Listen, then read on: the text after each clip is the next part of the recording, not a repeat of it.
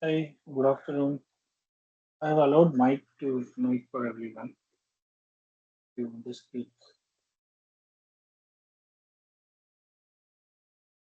Okay. Okay, I'm sharing this thing. Share this thing. Am I audible? I guess it's fine, right? Okay. Started recording. Allowed mics. Yeah. Fine. Okay.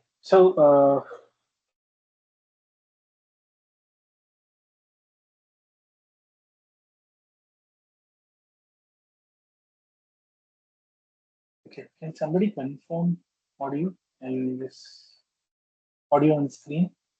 Yes, sir, your audio is fine. Okay. Screen is also slow, right? Okay. So last let's do. So last class we had seen till here. So there are some 50 more slides we didn't look at it. So these are all just introduction. We will be going through the detailed agents and then agentic workflows in I think after mid exam. Okay. So this is just to give a glance of what we may be understanding on there. Okay. So that's the point. Just 1 minute.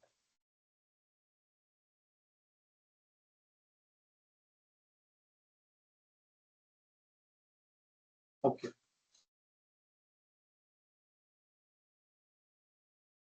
So these are all these 7 steps in a conversational agent, right? So when you talk about, so mainly last class what we saw was we were looking into how these simple rule-based chatbots uh, has evolved into a sophisticated agentic systems as on date. Okay. So main reason is now we can our models can reason, plan, and also execute actions. Execute actions means it is like you have to give the access. It's not like automatically it will not do. So you have to give the access like tools, whichever APIs you want it to refer, or you want to give the documents, or you want it to search in a vector database. Everything, all the action tools, if you give, it will execute also, right? So that is the level of sophistication we have reached as on date. So from the rule based to very agentic type of systems. Okay. So our course is actually till last semester also we have been seeing some amount of agentic stuff, but this time we'll be more concentrating into agentic system very soon. Maybe in the eighth lecture or ninth lecture onwards, we'll be starting agentic system. So we will deep dive into it. So we'll see how much we can learn and see. Okay. So one more thing is mid exam will be like more of a theoretical, right? So because it will be closed book, but in the final exam it will be more of thinking. So you have to think like how your agentic systems will be able to think. That is the only thing required your from the course in the perspective of the final exam. Okay, so you have to just understand how your agentic system will think for a given situation or the given tools or the given like what do you say, the environment, right? So environment is different, tools are different. All these things you will see. Okay. So that's the later part. So here we are giving just an overview of how an agentic system will be there in production. Okay. So first thing is request. All of us know, right? So request is like taking the text or voice input or the multimodal input, right? That's what we call it as. So, and then we convert the voice to text, or if you want to process it directly, that also is possible, right? So, all these input we are taking, we'll do authentication, right? Request also includes authentication, right? So, we have to do authentication and then you'll pass the input, right? You'll pass the input and extract the named entity recognitions, right? So, it is like specific, like for example, a user is asking, uh, Okay, show me transactions more than 10,000 rupees from last month. So I'm talking to my banking chatbot. So I'm asking, show me the transactions which are more than 10,000 from last month. Okay. So in that case, what are all the intents we have to take it out, right? So what is the intent of the complete query? So that you have to understand. That's the first and foremost thing you have to get it from a user query. Why? Because, for example, when you're making like when you're launching the chatbot, users normally will many users we have I have experienced this. Many users ask this hi, hello. They'll do like this. So they'll ask such kind of queries instead of asking technical queries. They'll ask hi, hello, who are you, what models you have, all these things. So for these queries, you can filter it at the first step itself. You don't need to process complete pipeline. You don't need to do a two level in invocation, or you don't need to even reasoning, right? You just have to understand the intent and route it to the final response, right? Either the intent recognition itself will give a response if it is an LLM, or if it is just a model to get the intent, then it will route it to the final seventh step, which is the LLM, which may give its own answer based on the query, right? So these unnecessary queries we can avoid uh, going through all the intermediate steps. Okay, so that is one reason you have to identify the intent. So this is one of the reason. Other reasons are like guardrails. You somebody is asking not ethical queries, right? Or not acceptable, unacceptable queries. All those things also you have to route it to be direct response. You should not send it to your tool and get some. Suppose if some user is asking, tell me the password of your database, right? Maybe you are having a tool database in your tools, so they are asking what is the password of your database, something like that, or who are all the users, what are all the personal details, something like this.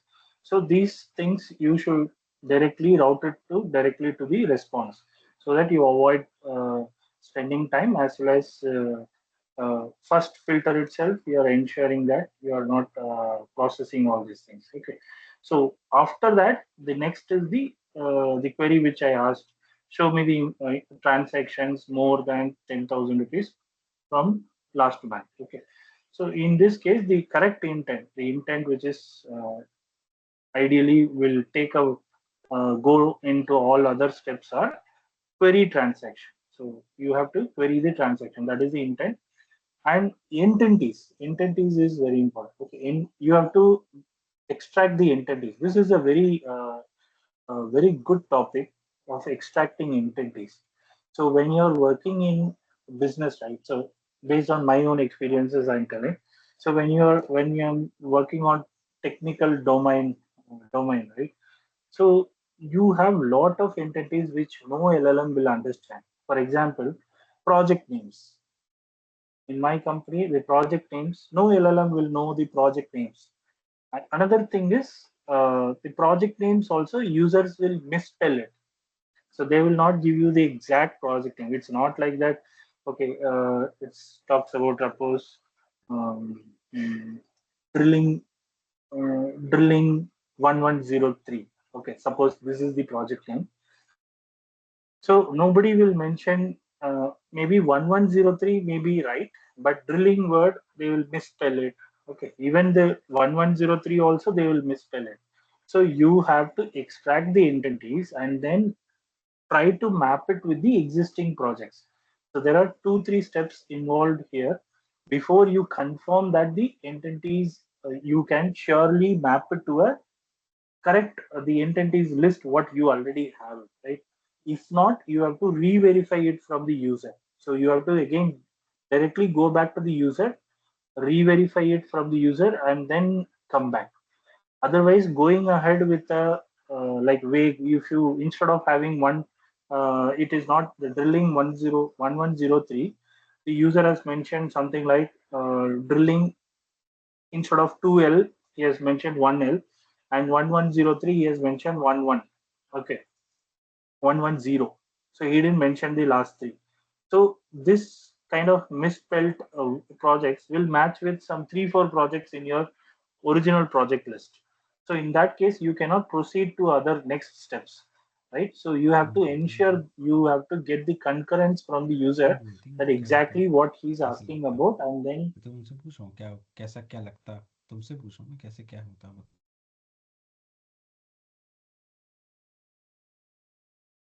okay. Hmm. So that is the point. Okay, so that's what I wanted to say here. Second one is the routing. Please unmute it. If you're not speaking, please mute yourself. Finding it in the list is difficult for me. Okay. Okay. Second one is the routing, right? Routing is simple, based on the intent, what you have extracted here. As I already mentioned, if it is like meaningless queries or it is greetings queries, like greetings means hi, hello, all those queries, you directly route it here. Or unethical queries, unacceptable queries, all those you'll route it. And other options will be like, if even if the intents are correct, you can route it again to different systems. Like for example, query transactions, it may go into a database search. Okay, maybe something like uh, query users, maybe it will go to another database. So you can have a database 2, database 1, right? So based on your intent, this is a query transactions in intent. Okay, and this is query users intent. So you can also route it like this based on if you have so many databases. Another thing is like you can search in vector db. That is one case. Another one is you can search in graph db. That is another case. Okay, so another case is in which you can search in full text search. Full text search also is possible, right? So full text search is also like BM25 or TF-IDF. We'll discuss about this, I think, in today's class itself. Okay, that also is possible. So this kind of routing is possible here, and it will ensure. And another kind of routing which is very useful is like user-specific data. Like in your company, when you're working in company projects, it may look like the whole company's data will be like huge amount of data, right? Maybe 10,000 documents when you have to go and search. But if you can arrange the 10,000 documents based on the user specific roles, right? For example, I am as a manager, I have maybe 100 documents access only. Okay. Uh, but my manager who is a director, he may have an access of 500 documents, right? So based on the user specific role, you can reduce the search space. Accordingly, you can route it. Okay, that's what I'm saying. So if you have like 10 user roles, user role 1, user role 2, so either you can create a materialist view or you can have different DBs itself for that. It depends on number of documents. Even user role 1 has some 20,000 documents. So you can have a separate vector DB for this. Okay. So user role 2 has a different 20,000 documents. If it is same, it will be a little complicated, but you consider that this guy has another 2,000 documents. Maybe this guy is from a different department. So you can have a different DB. So you should not merge these two. Normally, people make a mistake of merging both, and then like you consider this agent is like universal agent where how many ever documents are there, you don't go and search, right? So you give the load less, so it will be more accurate. So think of, so first thing is you have to understand the complexity in your data. That's the most important thing. Either it is a database search, like a DB search or a document search. Ensure that you understand the complexity of the documents which is there in your search space. Okay. So, and for every user query, how can you reduce the complexity? If it is possible, sometimes what happens is maybe there is a platform where the documents are there and nobody is able to give you a correct segregation. My suggestion is you work on that better than working on your agentic workflow. That is more wise to work on the data to make it more like clustering the data. That is more important because, as we always say, even in your ML you would have learned it, right? So 50 to 60 percentage is pre-processing the data. Same thing will happen here also, right? So if you can identify, even if a new document comes in, since you have already segregated the earlier documents into different clusters, you can have one LLM there. When a new document comes, the LLM will decide which cluster it will go. Accordingly, you can start creating the cluster-wise vector DBs. Okay, so that's from my own experience. I said okay. So if hopefully it will be useful if you go and understand when you start implementing, it will be all useful. Okay. Third one is the reason.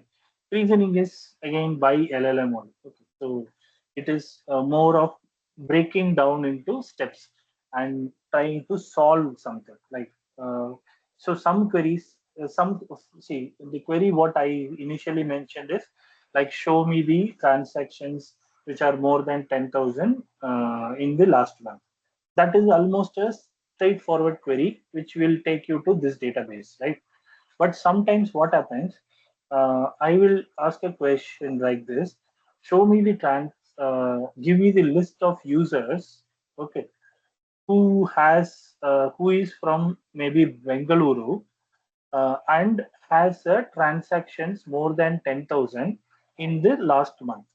Okay, so what happens is you have to have this database as well as this database access, right? So LLMs maybe it's possible, but based on my experience, I can tell you very complicated. Even even for this example, what I told you is very simple SQL query. It can do combining. If it is not two databases, if it is two tables, it's easy. But if it's two different databases, you have to pick the data, the required data from the database two, which is related to users and the location, and then keep that data with you, and then again go to the database one, get the data of those users who are more than 10,000, who has spent more than 10,000 in the last month, and then try to do a programmatically you have to do a intersection, right?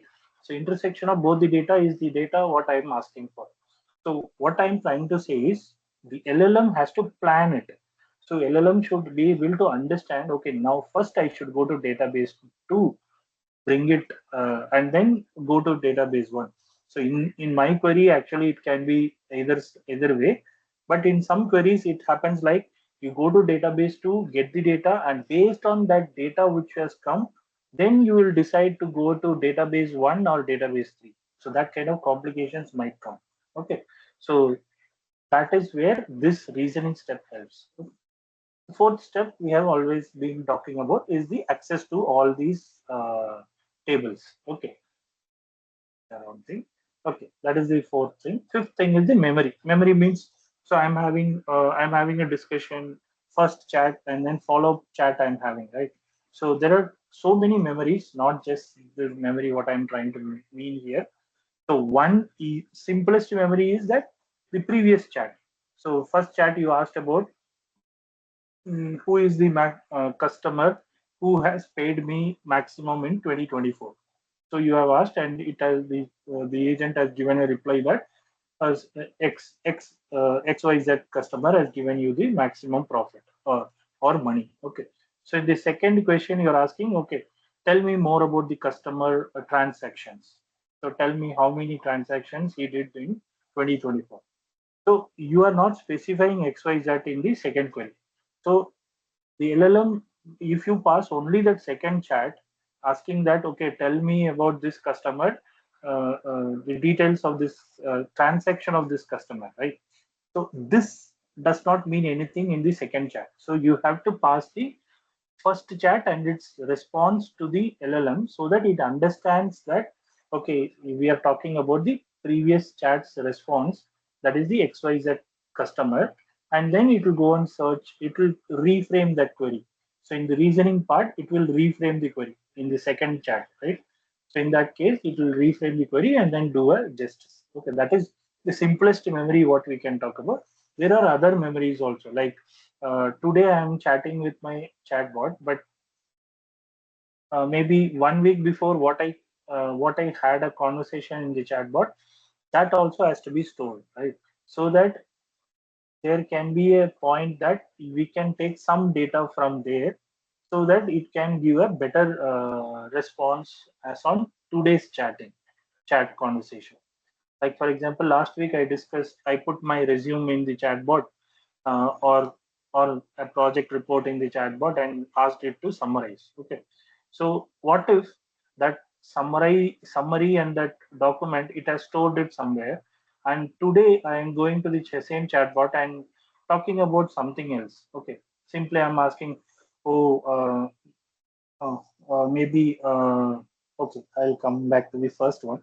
Last week, like for example, I put the project report and asked it to prepare a presentation, for example. Okay, so it prepared me a very good presentation. So I have I have taken it, and today I am going back and saying that uh, um, I have to prepare another presentation. Simply that, like it will be very user friendly, right? So if you can talk like that, if you say that I want you to prepare another presentation, what if the chatbot will reply, okay, do you want me to prepare it the same way as last week's presentation you had? So I don't need to type such a big prompt what I would have typed last week, right? Because last week I would have given a lot of instructions how the presentation has to be there. There should be examples, there should be images, all these complicated things I would have thought maybe 3 4 times I would have thought and given the prompt. But today, if the chatbot is able to understand that, okay, do you want me to prepare the same way like last week? Then if I say yes, then it takes all the prompts from there and then processes it as today's prompt, and then it gives me a good presentation, same way as last week. So how beautiful it is, right? So it actually happens. That's what I'm saying. Like I'm preparing this presentation also. The first one I did some queries in the chatbot. So when I'm preparing for the like second slides, then it is asking. So whether is it related to that? It is like this. I was like, great, yeah, something like this you should build, right? That's what we are expecting. So that is the long-term memory what I'm talking about. But point here is you cannot store every chat in history, right? So every chat in a full-fledged form in history, because searching from that many number of chats is very difficult when you are asking a when you are having a current conversation. So there are ways to compress the earlier chats that we will discuss. Okay, that is what we will discuss when this memory part will come. Okay. And sixth one is the safety, which I already discussed when I was talking about the intent, right? So when this unacceptable queries will come, so you have to ensure unacceptable. There is something called prompt injection, right? So all those things we will read about it. Output validation is a very interesting term. I just wanted to say one sentence about it. It's like you're suppose there was one example. I'll tell you one example also. It's like one company, they launched a chatbot, and somebody was asking which is the best car.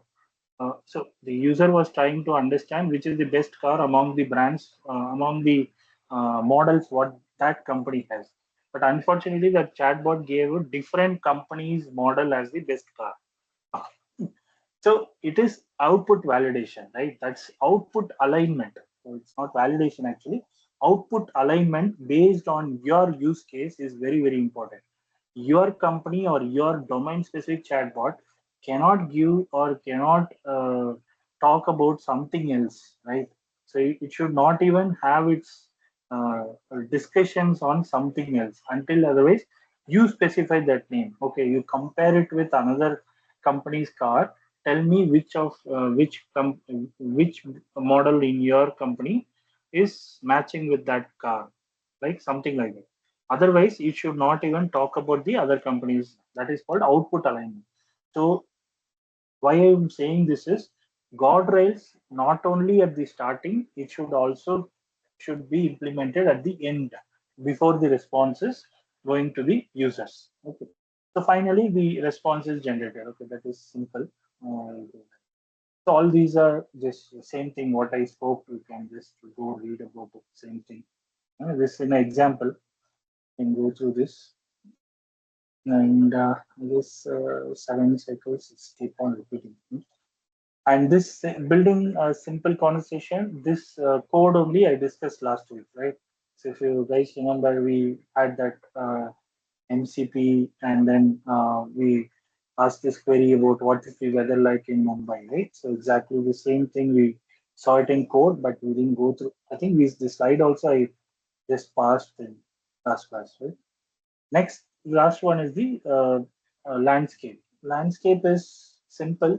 I'll just go through what we, not exactly this one, but these are all, this one we'll cover. And the next one is A to A.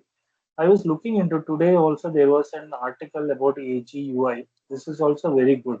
So we'll go through this also. Okay. So basically, these are all some standard protocols, how you do, how you connect. So I was talking about tools, right? Tools or agent to agent connections. There are currently a lot of things, lot of ways you can connect with other agents, but more better is standardized ways, MCPs and A to A. Okay, so we can discuss those two. There are other protocols also, same other protocols also. We can think of these things when you are having this graph-based agent workflows. Okay. Otherwise, it's not much required. And this is, I think, code interpreter protocol, if I remember. So we can think of, but mostly we'll see these two and then maximum this one. Okay. And these things you again at the end of the course, if we have time, we'll talk about observability, cost management. You can read through, everything is self-explanatory. Okay, so this is sufficient. But in case if we get some time, latency, safety. Okay, these three things are not three things. Latency, cost, safety, and one more thing is the accuracy. Okay, so how accurate it is, that is very important. Okay, so for accuracy you can consider that we have to observe to understand how accurate we are, something like that. But cost, we have to ensure when you're going for production, cost is the most important thing based on your company's not only your company, any company you work, cost is a major thing, right? So you have to earn it back from your customers. So how much ever you optimize, that is an advantage for the company. Latency, of course, users can't wait so many hours, right? So initially, when we built the chatbot ourselves, like 2 years before, it was like 40 seconds we have to wait. In fact, one of the query was like one more than 1 minute. It was like users were asking whether the reply is coming or it's already gone. Like, should I have to continue or not? Something like that. And finally, we reduced to less than 10 seconds. There are very good ways. We'll discuss that. Okay. And safety and security as per the requirements of your region where you're deploying the chatbot, right? So it should region as well as your company. That's what I was talking about. Output alignment also will come here. So if you are deploying the chatbot internally or externally, it should only uh, talk great about your company. Okay, you should know the vision and mission first before you understand that. Okay, so that's very important. And these are just final slides. Okay, okay. Any questions there? I guess that's very clear, right? Should not be much there because it's all introduction. So now we'll deep dive into tech part. Okay, so it's very interesting. It took almost 3 days to prepare this slide deck. It's around 63 slides, I guess. Yeah, it's a very good stuff. Okay, so last week I prepared. So it's a very so we'll cover this in 2 lectures. It's very interesting, and this is the most important thing you should know. So currently, I consider you that you already know some basics of transformers. I think that should be sufficient. We are not here to. What mistake I did last time was, it's not a mistake. It took a lot of time, was explaining the transformer architecture. Actually, you should know, but This time I'm trying to concentrate more on implementation part, right? Because in business, you understand transformer or not doesn't matter. How much money you earn it back, that matters, right? We'll touch about the transformer architecture because we should know how to fine tune it, right? That much knowledge we'll learn, but whenever that fine tuning will come, we will go little more deep and then understand the weights and the architecture little more. But today we'll go through how much ever we need to understand encoder part. Okay, because this lecture is more of more concentrated on creating embeddings, right? So can somebody say what is embedding?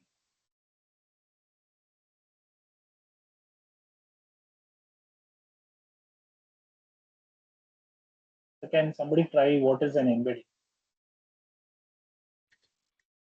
Converting word to vector. Word name, any text.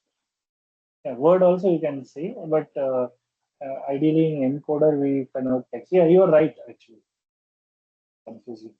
So word to a vector, right? That's embedding. So embedding is a vector actually. It is a vector representation of a word or a text. A text can be a word or a sentence or a paragraph. So that's what is right. Actually. So this is the transform architecture. A small change, what you would have learned it in your old term architectures. So what is the change here? Can somebody detect it?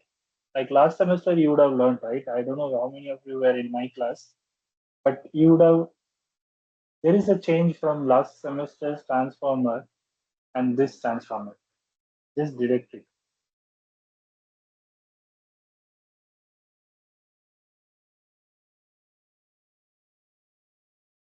Identify it, sorry, not detect it. Yeah, tell me. Anybody? Don't leave this left side part, right side part. No? The embeddings is added. Should sit with the mask multi-head self-attention, right? The output of That is the mast is there, right? Should I zoom it? Mast is there, right? Mast is in the decoder part. So this is the decoder, right? If you guys, please make cursor here.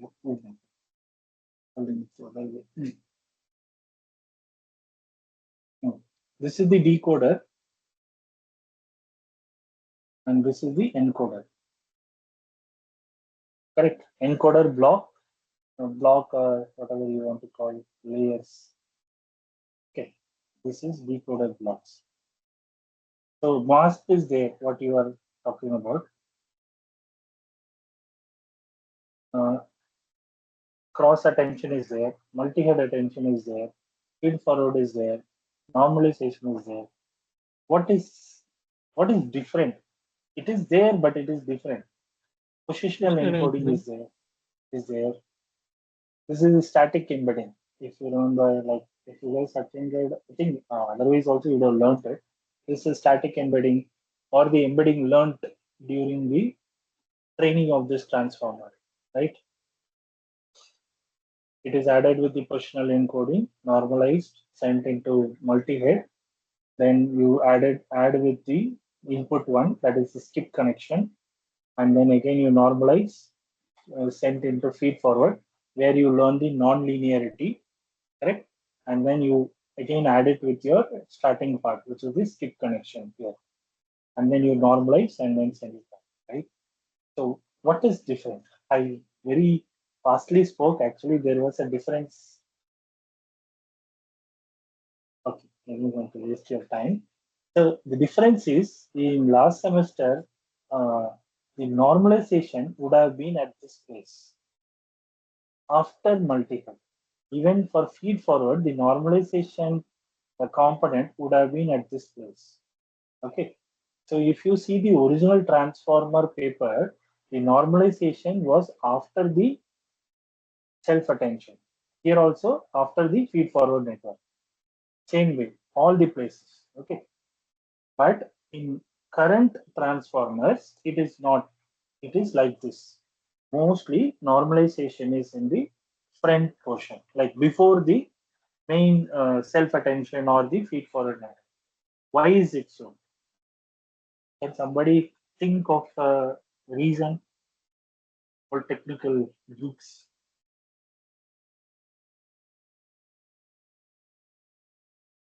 Yes, you would have read about the vanishing gradient, exploding gradient, right? So that is the reason before you send into because self attention has this soft normalization, sorry, soft max also, right? Same way feed forward network also. Before you send into it, it is always good to normalize the layer, okay? Because it will stop the training instability, correct?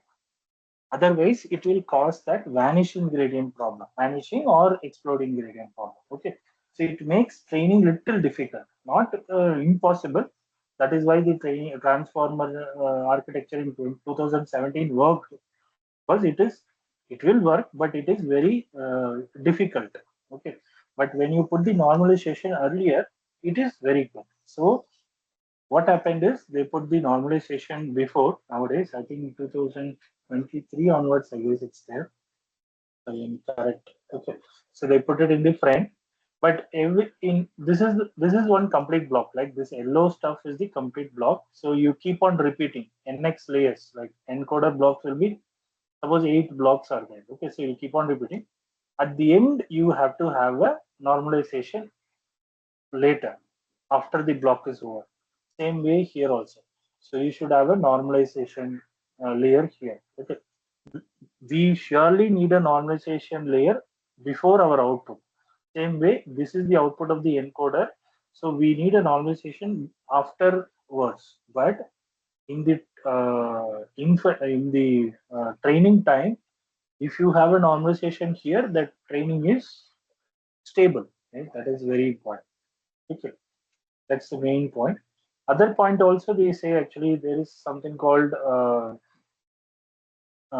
normally warm up. Okay, so there's a starting. There will be a very small learning rate, right? So in that case, it will be useful. So in that case, it is useful. Pre-normalization, you don't need to worry about that. So that is the that also gets killed. But mainly, if somebody asks you why normalization is pre, like before the main components, talk about training instability. Okay, so if it is pre-normalization, it is training is stable. If it is post-normalization, training is unstable. Okay, it's difficult. Okay, so that is the one answer. Okay, keep that in mind. Anything else you wanted me to explain here? I guess you all, everybody knows about this, right? So what is Q, what is K, what is V? I guess you guys would have solved some questions also, problems also here. Matrix, how this Q and K get, it is not a dot product, right? Dot product, and then you scale it by root of dk. Then you do masking. Masking, when do you do masking? When you are having into decoder, right? You don't do masking everywhere. You do, this is optional. Okay. This is only for applicable for decoder. Okay. Encoder, this is not there. And softmax you will do, and then you will again do a dot product with the v vector, value vector. There's the same vector multiplied by the v, okay, wv. And then finally you will get the context vector. Context vector you will get, and that context vector is passed to this. It will be added to the input, the input which is coming from here. Okay? So the input is here, then you add it at that point. So you would add it here, right? That is this part. Okay, and then you again go to the next one. Right? This is simple. So maybe some few questions, it may come, maybe in quiz it may come. Okay, but in exams we'll try to concentrate less on it. But not mathematical questions, but more of why this is there, right? What is the use of normalization? What is multi-head self-attention? This, I guess, you guys know already.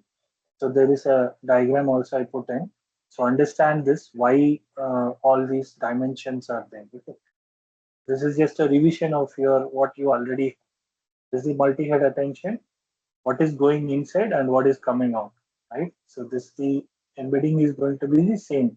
Dimension is going to be the same, right? So how it is calculated, how this query key and value is calculated, that you should know. Okay. And then how it is passed into the attention head, why we are doing concatenation. This also you learn. Okay, this is very important. Why we are doing concatenation.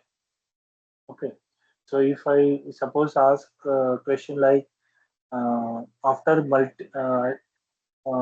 multi-head attention heads, right? Multi-attention heads.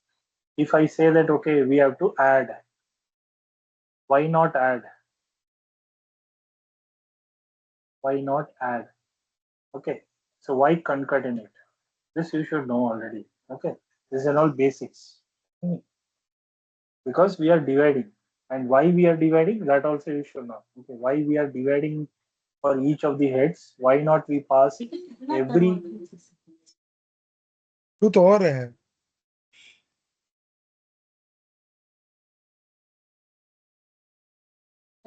Okay. Okay. So that's the point. So learn this one very important. Okay. Every word here you understand what is the. Okay. And now coming to encoder here, encoder models. This is for use case. Okay. So use means for the project implement, project ke liye. Okay. So what is encoder? How is this encoder different from? Okay, I'll give another question. So in this case, what we did was we are say having an embedding here, right? If you see an embedding is there, correct? This is itself embedding, right? So why do you have to this encoder block is what is going to generate the embedding here. This point also the same embedding will be there. So suppose I have an embedding of a word here. Okay. So for example, I have mm, mm, conversational A. Conversational A. Okay, so the two words. So what is this embedding? You will have a one embedding for conversational, one embedding for A. For example, consider that conversational is a token and space A is one token. In that case, you will have one embedding for this, one embedding for this. Okay. So consider that it is 1024 size, 1024 size. Right? You understand, right? This is 1024 line numbers. Okay. So this is the entry point at this place. Okay. So after all these embedding layers, like maybe NX layers of embedding encoder blocks, at this point, again, you are going to get these two same 1024 size vector only. This is for conversational AI. This is for the conversation. Sorry for this scribbling, but I hope you understand it. Okay. So this is for the conversational word and this is for the space AI word. Okay. So the same vector has come here. Encoder does not do anything in terms of shape of the outcome. Okay. So why are we having this encoder? Can somebody tell why? Why do you need an encoder when you are going to anyway get this 2 into 1024 which we started with, and here also it is 2 into 1024 only. Why do you have to reach from here to here? What is encoder doing? It is encoder is used only during training, no, sir. No, The it's last, providing the final output of that is mhm. of the encoder is then used against the query of the user. This one The now. initial, What you are talking correct, about? correct, correct. That's Mm. that's QKV is mapped to each of the embedding of the question of the user, Correct. which is then Why are we so in having that this? encoder. Okay, So during training we had this encoder, and for inference also we will have. In the original transformer paper, if you see in 2017, they had both the components, encoder, decoder for training as well as for inference, not only for training. But output is Sorry, a contextual embedding, whereas the input is a normal embedding. this is a good answer. So context, what can you explain that word? What you say? That's the Yeah. answer. So I want you to explain. yeah. So when we train a model or encoder on a corpus, the embedding will shift according to the use of that particular word in the context to the other word. So let's say we say bank. Oh, We may yes. have one embedding for bank in the start, but by the end of encoding process, we will have two different embeddings for bank based on the key and query associated with um, the word bank, basically. Mm, yes, one last sentence you made mistake, but other than that, your in the meaning was correct. What you tried to mean was correct. So, what is the meaning is that you are increasing the context of that particular word, right? So that's the point here. So, for example, what are in chorus? Y embedding. So, in this it is there. The word bank in river bank and bank account needs to see the words on both the sides to understand the meaning, right? Encoder sees full context, perfect understanding, and creating embeddings for similarity sets. What is this? What does this mean? Is so in this river bank, the bank means something else. In bank account, the bank means something else, right? But in your static embedding, the static embedding that is not captured. That is not captured means it will be a common embedding. Like if I have to say it here with an example, so you take like this. Okay. For example, these are all. Suppose this is money. This is transactions, okay, and this is a okay. This is money transaction. This is suppose sand and whatever is water. Okay. For example, okay, just an example. So if you see the first bank, this river bank should be somewhere here, right? Sorry, the river bank should be somewhere here.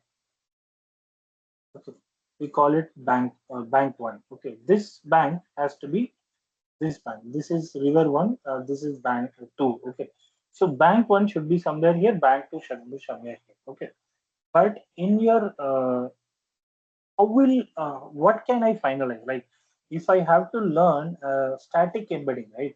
So for static embedding at this point, I have to learn only the embedding of that particular word, right? So I have to give a common embedding location, right? Instead of this and this, I will take an average of these two vectors. So this is an x-axis and this is a y-axis, right? So suppose this coordinate is suppose 1 comma 1 and this coordinate is suppose 3 comma 3, okay, for example. Okay, so this should be 2 comma 2, easiest, and this is the embedding what I will learn, what I will store it as the static embedding, this embedding.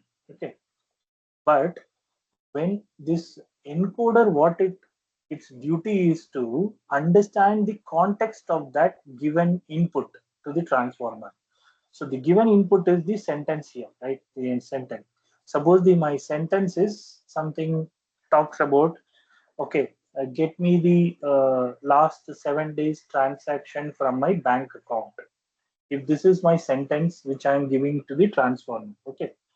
So at this point, if that is the sentence I am giving to the transformer, I will write here. So if that is get me the uh, last 10 transactions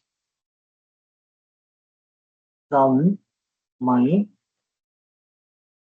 bank account. Okay, or account भी छोड़ दे. Okay, bank. Sorry, you know, of them. Bank. Okay, so in this case, at this point, it has to convert all these words. First of all, it has to convert into tokens, what we saw last class, and then each of the token will be converted into embeddings like this. So which is already stored here. The embeddings are stored here.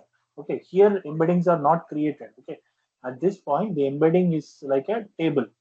So for each token, there will be an embedding. For each token, there will be an embedding. Each token, like so. This is the what we saw last class. If you understood correctly, okay. So if there are 50,000 tokens known by this complete transformer, so all these 50,000 tokens will have one embedding. Okay. So this is stored embedding. So this stored embedding, if this stored embedding means it came from during the pre-training of this model. Okay. So what I'm saying is the stored embedding cannot be biased on a river bank or neither on a account bank, right? It has to be a common one. So by default, this word will be given 2,2 at this point. Okay. What this embedding, this complete encoder does is it tries to calculate the relationship between this transaction and bank, my and bank, from and bank, 10 and bank, last and bank, the and bank, me and bank, get and bank, right? All the other words in the given text, the input sequence, understands each of the word, not just only the transaction. The get also is understood based on the all other words in the sentence. Me also is understood based on all other words in this sentence. Same way, the transaction is also understood based on the all other words in the sentence. Same way, bank is also understood based on all other words in the sentence, right? So based on all other words in the sentence, so there is a word called transaction, right? So now I will come back to my diagram. If you see, I had a word here, right? The static embedding, initially I created that initial static embedding had this as the embedding, correct? 2,2. But that complete sentence which I gave input as input to the transformer had transactions, right? And maybe this is one very major word, right, which can affect this. There was no word like sand or water in that context. So what happens is at the end of the encoder's calculations, this 2,2 should be pushed towards the bank 2, which is 1,2, 1,1. It may not reach 1,1. It may reach maybe 1.5, 1.5, 1.5. Okay, it depends on how many words. Suppose the sentence also had money. Okay, then maybe possible that 2,2 would have reached 1,1 by the end of the transformer blocks. Okay, so for example, this sentence, what I said, give me the last 10 transactions, monetary transactions from my bank. In that case, monetary also is a word which is belong to that side of the graph, right? So two words are going to pull the embedding of the bank towards the that area. So in that case, by the time it reaches this place, the bank the embedding of the bank word might be 1.5 comma or 1 comma 1. We'll case the ideal case, we'll say we have reached the ideal case 1 comma 1. So the main purpose of this encoder is to make sure every word in that input sequence is pushed towards its the meaning of the complete sentence embedding. Understood? I don't know whether I explained correctly or not. I hope this is understandable, right? So main requirement of this embedding encoder is, so what's the most advantage of this more than all other previous word to wake and all those things is, for the current context, you will be able to learn the embedding better. So this embedding is already there, correct? At the starting, you have an embedding. This is, you can consider word to wake embedding or any other embedding, like glow embedding, anything. But by the end of this calculation, because this takes the current sentence where we are talking about bank, right? So based on this, all the embeddings, each of the embedding, this at this point, it's not just the bank's embedding will be there. Okay, it will have all the embeddings. Get ka embedding, space me ka embedding, space the ka embedding, space last, space 10, space transaction, space from, space my, space bank. So every embedding will be here. So every embedding will be here. Okay. So, but only thing is every embedding would have shifted towards this cluster.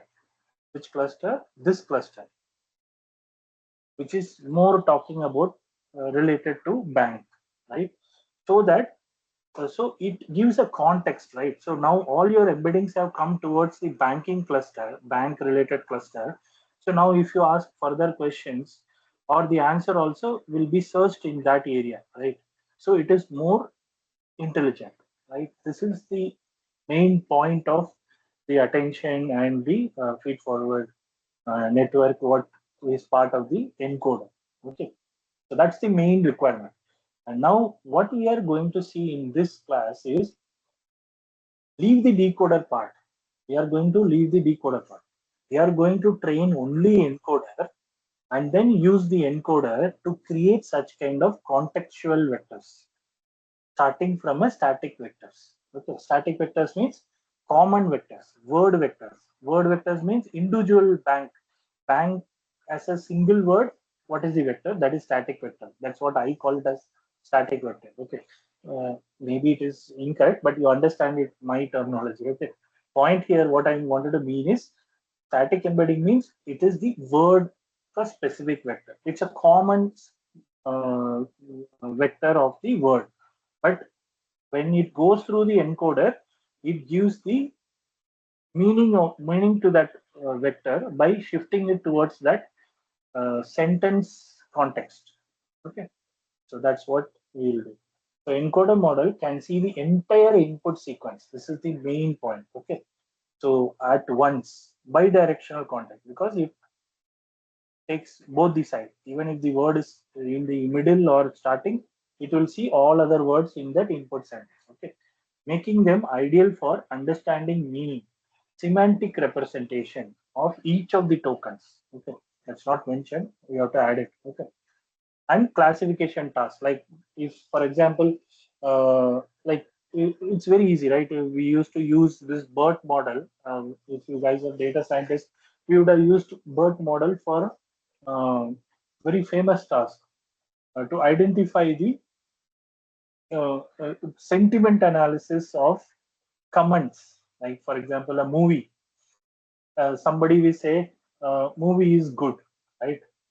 So somebody is see, movie is good is a positive sentence, right? Positive comment of a movie. This is very easy. Even a static embedding model would have given you such an answer.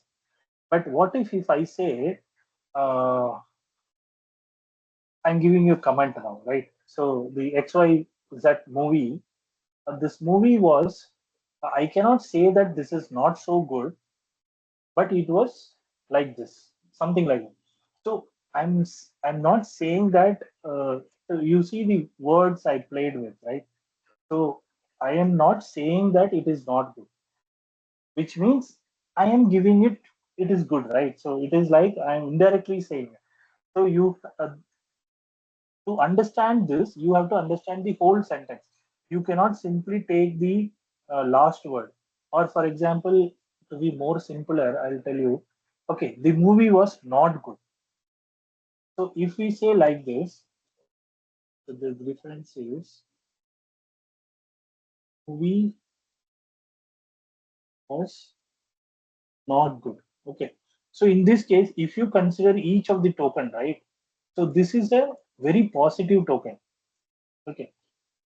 Not good and uh, maybe leave it. So this is a positive word. So if you have consider only static embedding, this could have caused a positive comment classification of this complete sentence, right?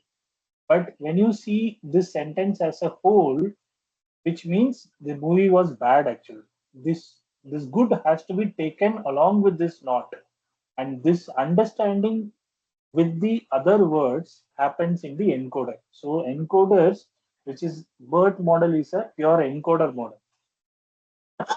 So from 2019 onwards, many of us have done this sentiment analysis using BERT, because it understands each of the word based on all the other words which are in the sentence. Same way, movie also will be taken, understood from was, understood from not, understood from good.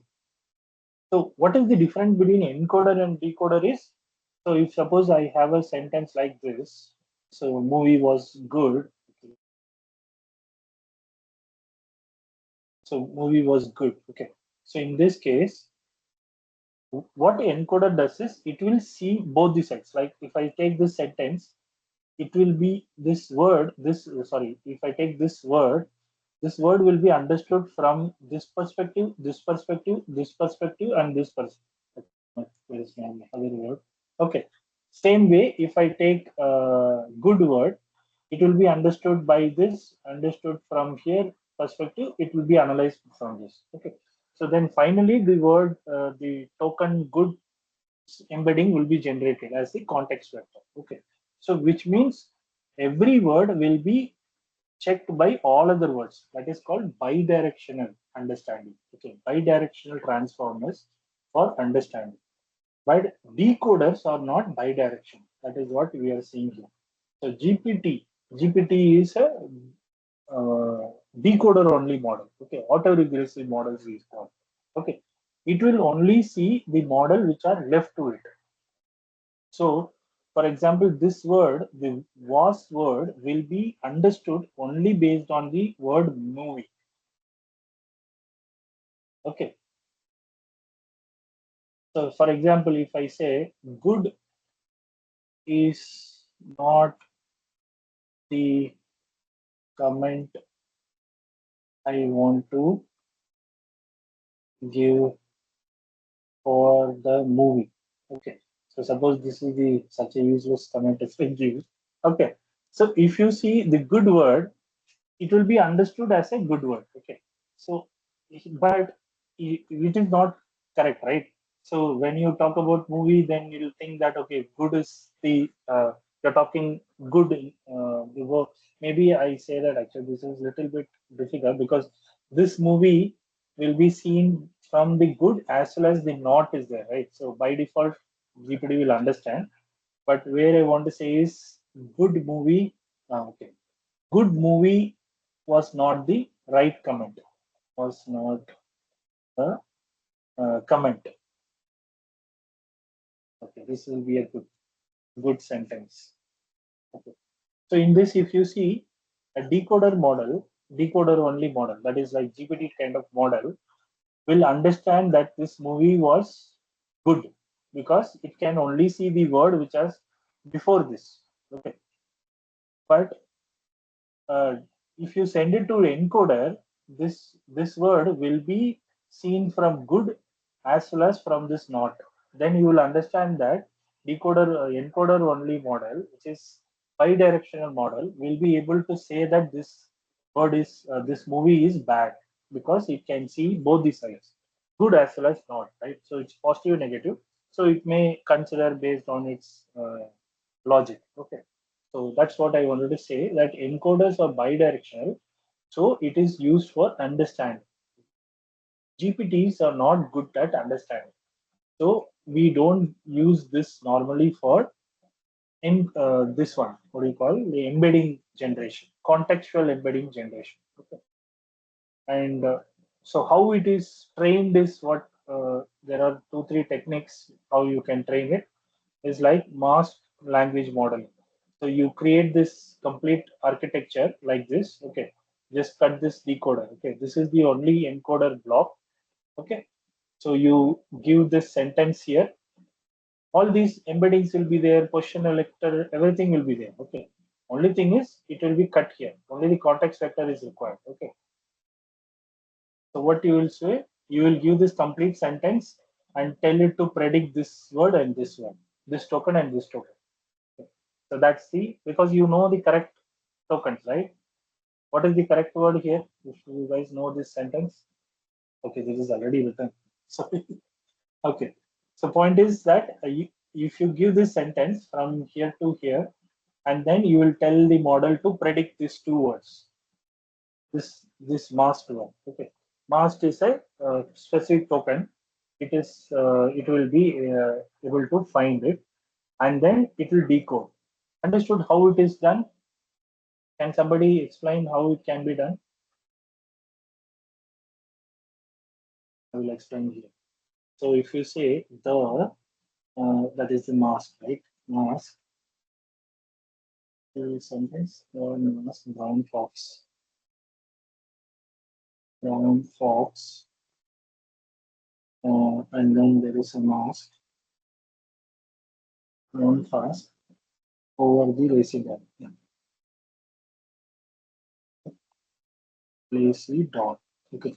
So first thing what we do a tokenization of this, right? So during training also you will do tokenization.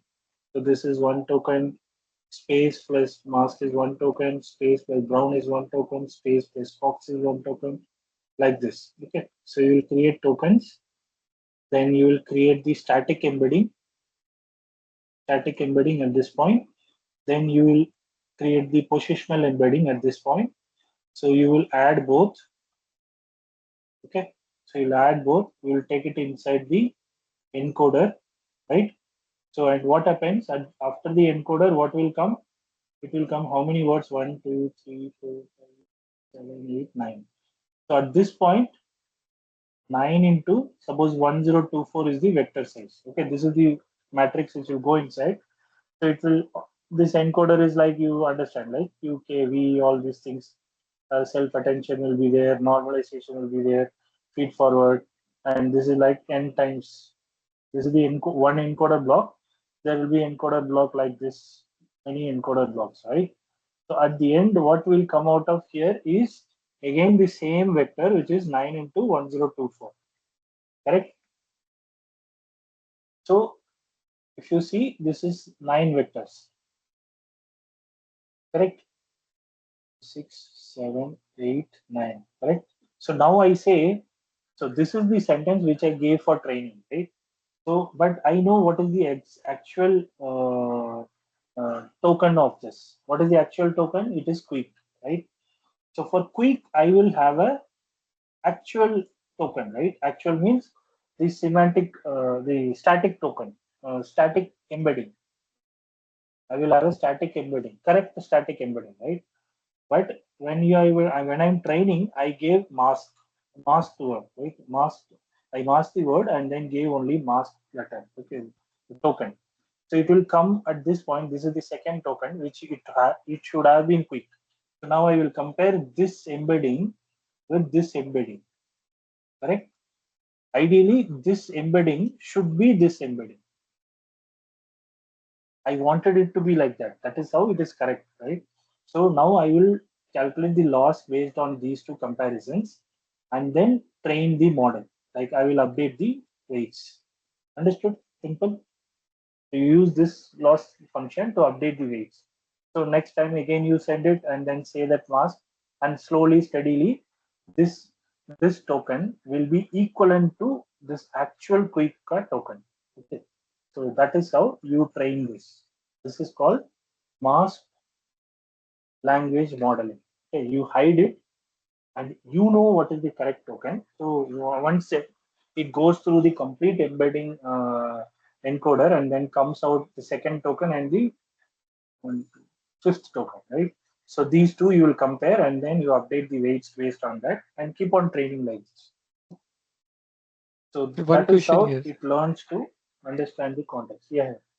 The embedding for mask will be again a contextual embedding for the loss calculation, or the static embedding? It will be a static embedding at the starting. At the starting, it will be a static embed. Okay, I mean we will get finally some embedding. Okay, context embedding, Correct. but for the loss calculation, okay. Only for the We know loss that calculation. Correct. Yeah, We know that mask is nothing but quick, and like similarly in the first instance it is quick. So how do we calculate the loss then? I mean, for the exact quick embedding, or that point is the not quick, clear. say you know this vector, correct? For quick, Mhm. you know what is the static embedding, Yes. correct? And that should have been the embedding at this point, right? So we are making this model to guess this word, right? So, but it will, Mm. first time it will guess it 100% wrong, right? Because it will try to pull the mask token towards the logic of this, the brown fox over the lazy dog, right? Which is not logical. It will try to push towards some logic, but it will not be correct. But then we will say that, okay, the loss is this much different. So you have to learn towards the word quick. Mm. Okay. Yeah. Understand? So slowly it will, when you update based on this loss function, you will update.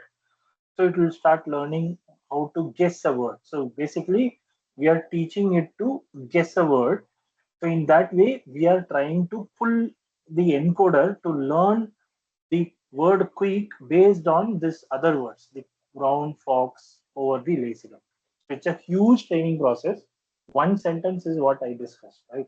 So if you keep on giving millions of sentences like this and tell it to mask it and then tell it to guess and then you compare its actual word and then create a loss and then update the weights, you will do the complete pre-training, and that's why it is not possible for us to do a pre-training because it requires lot of so you see here random tokens replaced with mask model predicts independently. Missing tokens can be used for generation.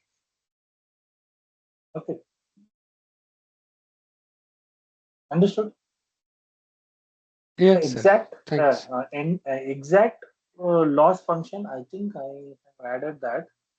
We'll see that. Okay, if there is exact, I don't want you guys to learn this pre-training. If I don't know whether I added that or not, I have to check.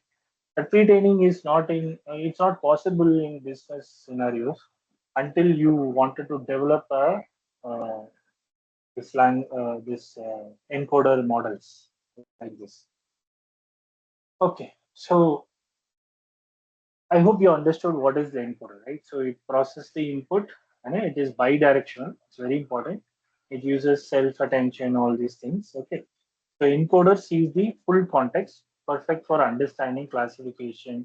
So classification is mainly uh, classifying the sentence whether it's positive or checking whether uh, sentence A is better than sentence B, all those kind of things. Okay, creating embeddings for search similarity. So this is very simple thing. So simple means this is very interesting stuff. Creating embedding for similarity search. This is what we are going to discuss in this class mainly. Okay. So what we are trying to understand is given a sentence. So I am giving a sentence one and sentence two. I have to find how much it is similar. So sentence 1 has suppose word 1 to word 10. Sentence 2 has word 1 to so maybe word 11 to word 15. So there are 5 words in this, there are 10 words in this, right? So this is very useful in conversational agents, right? Why? Because that is how you go and search for a relevant document, right? So sentence what we are talking about is we are talking about the relevant document, relevant API. So you wanted to contact a tool, the tool as a definition, right? So the tool says, okay, this is a weather data, weather data. You can access the weather data from them. This is the explanation of the tool, right? And your query is like, get me the weather of Mumbai. So how will you compare this query with that tool called description? Tool's description is accessing the weather data for any cities in the world. That is the sentence. That is the second sentence, right? Second sentence is the tool definition, which is like accessing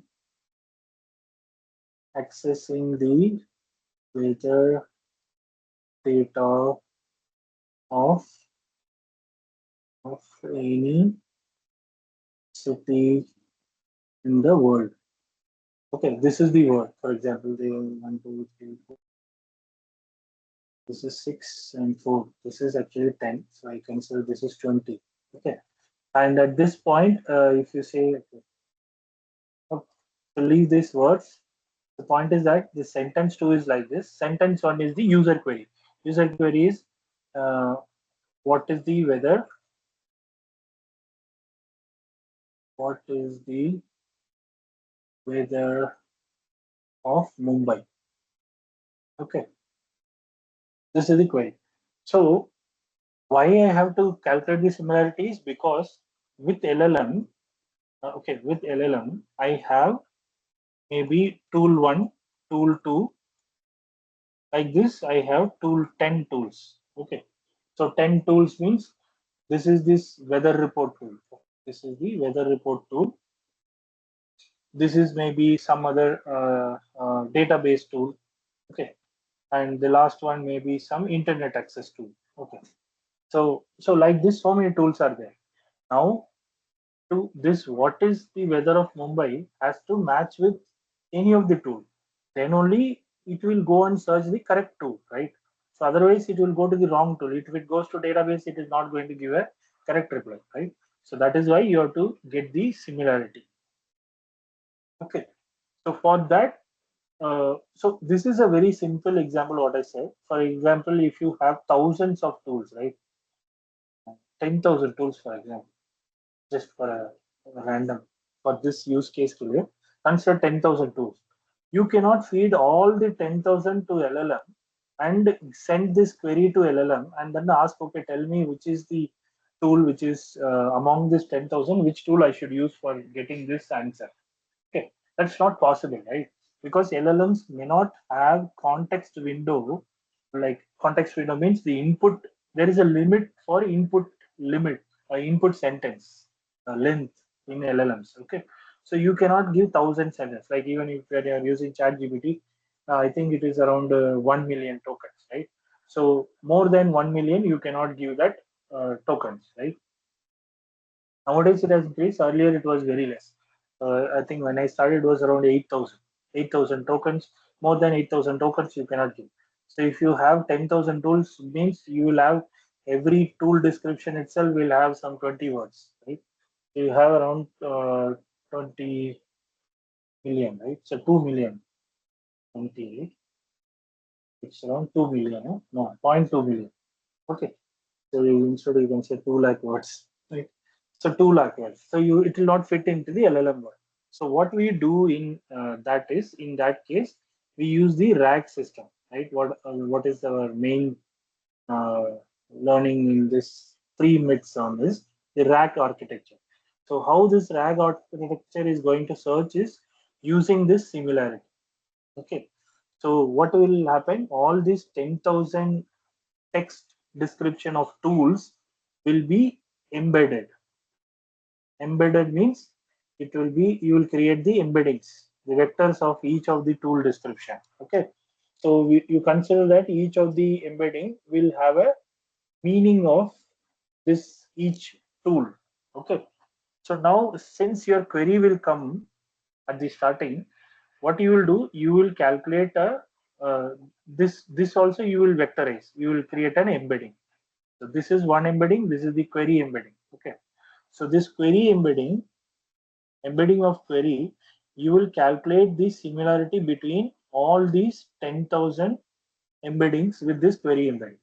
Okay, so whichever is the nearest embedding, means which is the most similar one, when you calculate, it will be a number between 0 to 1 for each of the calculation. So you will have, when you calculate this query and 10,000 embeddings, you will get 10,000 scores, right? So when you arrange the 10,000 scores, which ranges from 0 to 1, you will get the top matching embedding, right? So from here, so the corresponding tool description is going to be your matching tool description for this particular query. Understood? Did I clarify something here? You will see it in code also, don't worry. So why I explained this is, what is the requirement of this? Okay, So why are we learning encoder is because of this. Okay. So our LLM should be given the correct tool. We cannot give all the 10,000 tools to it to make the LLM to decide. Okay. So what we do, we have a 10,000 tools, we embed it and keep it. Once the query comes, we'll create the queries embedding and then calculate the similarity between each the query and each of the tool embeddings, and then we'll arrange all the 10,000 scores in an order and then find which embedding is matching with the query embedding, most matching with the query embedding, and take that tool description and give it only to the LLM. So maybe LLM will have only 5 to 10 tool descriptions which are matching. You cannot exactly get it because of some reasons. I'll tell you, even this calculation, the query embedding and this embedding, you can do. Don't think that okay, you will get exactly the weather report tool as the most matching. It's not possible. Okay, it maybe it will. This tool may come in top 10 tools. It may not be the top most tool. The tool description based on this ordering, it may become in top 10. Okay, why that is, that we will see later. Okay, little Sir, maybe one can I or two ask a slides. question, sir? Yeah. Sir, let's say is the use case of, I mean, one of the mostly used use cases is in corporate offices. They want employees to query their policy is document and get the answers fast. Correct. So I think they give their policy document, they feed all their policy documents and maybe vectorize them, right?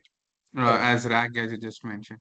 In Correct. that case, what's actually happening, sir? Is every document becoming itself an embedding, or they're breaking those documents into chunks and those chunks are becoming embeddings? What's happening, sir? Can you throw some light on that? Yeah. Okay. So point is, first we don't have any space to write. Okay. Uh, okay. Let me explain that little later. Okay. So that's Okay, a good question. That's the main part of RAG. So I'll explain that little later. I think some slides will be there. I'll cover some slides. Otherwise, okay. people will become sad. Okay. So decoder part is. I noted the question. Okay, that's a very good question. So decoder is the output generation, which we are mostly generative part. This decoder we call it as a generative part, right? So that is why GPT is the generative part, generative Gen AI, right? You generate the tokens, new tokens. Encoders are not used for generation. It is not good option, even though it can generate, but it is not a good option. There is some two options. I think this is the all these things you can read about it. It's very nicely written. So the BERT model, Robert, all are versions of BERT only. Okay. So all these I picked up for 2025 models only. So GPT-4, maybe 4.55 also has come, GPT-5. So these are all decoder models and encoder decoder models, the original transformer design. So in this kind of models, you have both encoder and decoder, same as the original transformer design in 2017. Okay. So this is used mostly for machine translation. But if you ideally say, you can use decoder also for sentiment analysis. It's not like that it will not be doing, because nowadays decoders have like more than 50 layers, 50 decoder layers, right? So by the end of the 50th layer, anyway, it will understand all the words prior to that. So it will be able to give the correct answer. But for mainly for semantic search, this is not good because this will take so much time. Okay, because you wanted the rack system, the latency part, like as your friend was talking about. In companies, there are thousands of policy documents, and you wanted your conversational AI to chat with that, right? So if you send each of the document, easiest way is you send one policy document to the LLM GPT, and then ask whether this question answer is there in that policy document or not. If not, then again you pass the next document. If not, you pass the next document like this. Okay, or you can pass some 5 documents at a time and ask it. So if it is not in that 5 documents, you pass the next 5 documents. Okay. So till based on your limitation in the input of that GPT. Okay, but that is a very huge time constraint. That is why we use a encoder to vectorize, because vectorize when you, because computers understand numbers, right? It doesn't understand text. So when you give this decoder, you give it as a text, you give the document. So it has to first convert to tokens and then convert it to embedding. It will very nicely do the work. I'm telling you, this decoder is more better than encoder in correctly identifying the policy document for which the user has asked a question, right? But it will take so much time to do it. That compromise. That is why we have two layers. I will discuss that. That's why we'll have two layers. This encoder is like mathematical approximation, right? So in this case, if you have 1,000 documents, you use encoder logic embedding, and then for a given query, okay, for a given query, you can like bring down to 10 documents, 10 most related documents. Then now you bring this guy and then again send this query to this guy and this 10 documents, and then bring the one document which is related, or use all the 10 document to send it to this guy and then generate the answer. Okay, so this is what is the RAG itself. Okay. The simplest way I can explain RAG, and that's what he explained. He asked for, but I will go in deep. Okay, technical depth I will go.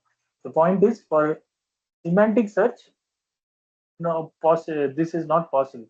Possible means it is possible, but it will take a lot of time. So that's why I said, like 2 years before, when we were doing, it took for one chat, it will take 40 seconds, right? So all these small mistakes will be there. So as we learn, we understand that encoders are better on this. There's not that reason. There are other reasons also, but I was talking. And in this, we have encoder and decoder, but this is mostly useful for machine learning. Others are, of course, possible by this also. Like even if you see question answering, generative stuff, decoder can do. But translation, this is very good, right? Because of the encoding part. But decoder also can do translation for sure. But encoder, decoder, but as a better with less resources. So you cannot simply compare some GPT-5 with T5, okay? Because T5 is a very small model. Compare with, so when you want to compare which model is good for a particular task, you have to compare with the same number of parameters. Don't simply say that GPT-5 is better than T5 in machine learning and say that decoder is better. No, with the same parameter, GPT-5's parameters like maybe million times bigger than T5. Okay, so of course it will be a bigger decoder model. If you have the same number of parameters in both, encoder and decoder will be better at machine learning. Okay, the same way here also. Sentiment analysis will be better if you consider both the parameters of both the models. How many encoder models parameter, same decoder model, this will be better. Okay, that's the point. So these are all some of the things which I just summarized. How it is done. Okay, so this is what first thing we'll see how it is done. I'll just zoom this. So we have a 9 tokens. Okay, so how is this 9 token came in?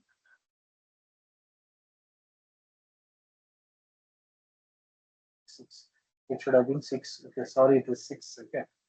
So consider that we are talking about the machine learning is fascinating. Some other word ka hoga, I think here. Okay. So machine learning is fascinating. I would have changed this sentence later. Okay. So machine learning is fascinating. So that is the sentence. Okay. So for in a decoder, sorry, encoder, we always have one CLS token start the starting and the ending is separated. Okay. So we separate it from the next sentence. Suppose you pass the next sentence, you have to separate, right? This is the separator. So we pass like this to the encoder. So first thing what it does is it creates the token IDs, right? It identifies the token. The CLS is one token, space machine might be one, space learning might be one, like this. Okay, so every token will have one token ID, and every token will have a embedding also, right? So for example, 8394 will have an embedding. This is the huge embedding, that is 768 dimension. So there are 768 float values between maybe -1 to 1. Okay. So like this, each of the tokens will have an embedding. Okay, it's, just one example is given here, but each of the token will have this embedding. Okay, so it is like 6, right? Because this is six token. So here it is 6 into 768 will be there. Okay, so then same way it will be positional embedding also 6 into 768 will be there. And in transformers, and one more thing I just wanted to tell, this is the like old style positional embeddings. Nowadays we have lot of new embedding position to imbibe position inside the encoder or decoder. Na? We have other methods, like we have absolute encoding that came long back. In fact, BERT and GPT uses that. The earlier models of BERT and GPT used learned embedding or absolute embedding, we call it. Okay. So instead of positional embedding, we use that. But currently we use this rope. Rope is, can somebody say this? What is the full form?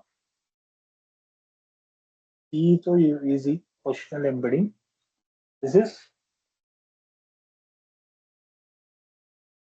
no problem. This is rotary. Okay. Rotary positional embedding or encoding. Okay. So how this is actually encoding, positional encoding we call. So rotary positional encoding or embedding you can. Okay. So this is very nowadays most of the transformers uses this. Why? Because this doesn't have this kind of numbers at all. Ideally, what it does is it does a rotation of this embedding. This static embedding. So in old time, what we did, we take this embedding and we have the position embedding, right? This is the second token. So position 1 is this 8394. So you will add this 768 number to this 768 number. Each of the number you will add it. Okay, that is the old style. What happens here is you are increasing the load, right? You are creating a 768 number and then adding it. That's an extra small load. But in rope technique, what they understood is they will rotate. Rotate means they will shift one. Uh, it is like it rotates query and key vectors only, not all the three. After you, not at this point, not at this point, I'm not written yet. After you calculate Q and QAV, which is calculated in this self attention, the query and key vectors are little bit rotated based on its position. If this is second token, it will be rotated accordingly, this Q and K. So that is the logic. This is extra knowledge what I give you. We will surely not ask an exam. Okay. So you can go and read about it. If you are going to do a research or learn about this or create some transformers, you can go and. As of now, you understand that you have this 6 into 768, 6 into 768, and you pass to all the 12 layers of the encoders. The BERT has encoders, right? 12 encoders, first BERT model. I think base model. So it had 12 encoder blocks. So each block had self-attention, layer normalization for a feed-forward network, and then layer normalization. Okay. So this is what I was talking about. Layer normalization was after the self-attention. Layer normalization was after the feed-forward network in the olden transformers. But all the current transformers, even in that, I think last year they released a modern BERT. Okay. I think even in that it is in the front. You can go and read. I'm not sure about it, but most probably all the transformers which came this year, it is like that. So once it goes through all the 12 layers, whatever comes out is again 6 into 768. This is the matrix which comes out. Okay. But what we wanted, see what we were seeing, right? So we wanted only one vector. We don't want 6 vectors, right? So that's the point. So when we give a text, so what our friend was also asking about is like there is a policy document. So it has maybe paragraph 1, paragraph 2, paragraph 3. For example, just one page. Okay. So consider this is paragraph 1, paragraph 2, paragraph 3. Okay. So I have to take, okay. Now I will not say about this. I will consider this is the policy document. This is the complete document. Okay. So complete document will have some maybe 1,000 tokens. Means approximately tokens are the number of tokens, approximate tokens is 3/4 of number of tokens is words. Number of words. Okay. This is an approximate way of calculating. If your document has suppose 1,000 words, okay, so the tokens will be how much? 4/3, right? So you consider 3. Suppose your document has 900 words. Okay, it's easy to calculate. 900 words means your tokens will be 1,200 tokens. Okay, so your policy document. This is the policy document which has 1,200 tokens. Okay, so if you have this 1,200 tokens at the starting at this point, this is the 1,200 tokens you are giving. So at the end, you will have 1,200 into 768 vectors. This is the output you will get at this point before this pooling started. Okay, because that is what it does, right? So whatever you pass at this point, also you will at this point after 1,200 tokens are vectorized and all the position vectors are calculated, and then the input at this point is 1,200 into 768 vector. This is the vector which is given to your transformer layers, right? 12 layers. So after 12 layers, the output will be contextually rich embeddings of this 1,200 tokens. Okay, so this is the point. But in your real life, you will not get this 1,200 embeddings. Okay, you will get just one embedding of 768. Got it?